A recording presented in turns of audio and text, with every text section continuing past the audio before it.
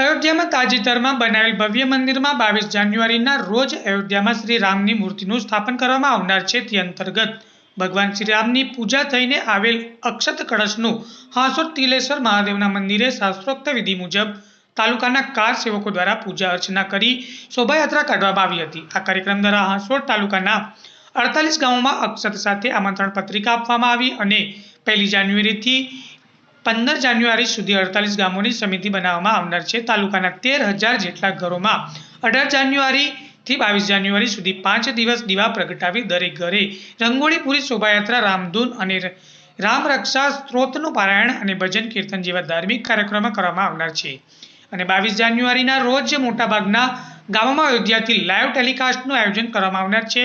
આ પ્રસંગે વિશ્વ હિન્દુ પરિષદના આગેવાનો અને કાર્યકરો, તાલુકાના રામ ભક્તો મોટી સંખ્યામાં ઉપસ્થિત રહ્યા હતા। રિપોર્ટર ગબરુ ખલીફા, હાંસોટ। રામ રામ। હાંસોટ તાલુકામાં અયોધ્યાથી આવેલ અક્ષત, ભગવાન રામની પૂજા થઈને જે અક્ષત આવેલા છે એ અક્ષતનો તાલુકાના 48 ગામોમાં આજે કળશ આપીને કળશ અર્પણ કરવામાં આવ્યા।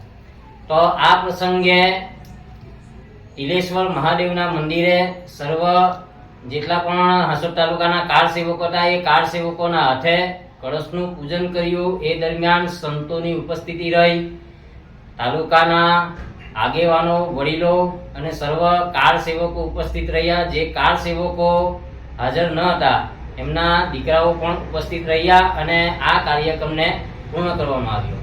આ કાર્યક્રમમાં આજે હાંસોટ તાલુકામાં 48 ગામોને અયોધ્યાથી આવેલા અક્ષત અર્પણ કરવામાં આવ્યા। સાહિત્ય એટલે કે આમંત્રણ પત્રિકા અને મંદિરનો ફોટો પણ અર્પણ કરવામાં આવ્યો। તે સિવાય ભરૂચ જિલ્લાએ કરેલી વ્યવસ્થા, એક બોક્સની જે વ્યવસ્થા કરી છે અક્ષત ભરવા માટે, એ પણ દરેક ગામોમાં આપવામાં આવ્યા અને લગભગ હાંસોટ તાલુકામાં 13,000 જેટલા સાહિત્ય દરેક ગામોમાં થઈને આપ્યા છે।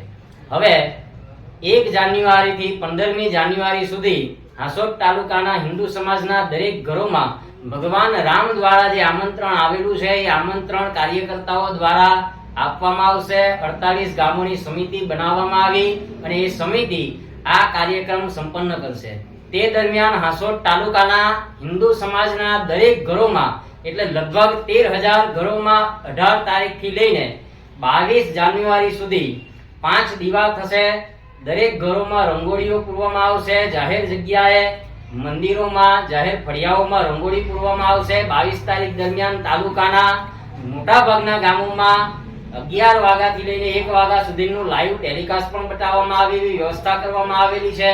ત્યારબાદ દરેક મંદિરોમાં, નાના મોટા દરેક મંદિરોમાં ભજન કીર્તન, રામધૂન, રામ રક્ષા સ્તોત્ર, હનુમાન ચાલીસા વગેરેના પાઠ કરવામાં આવશે। સાધુ સંતો પણ આમાં ભાગ લેશે।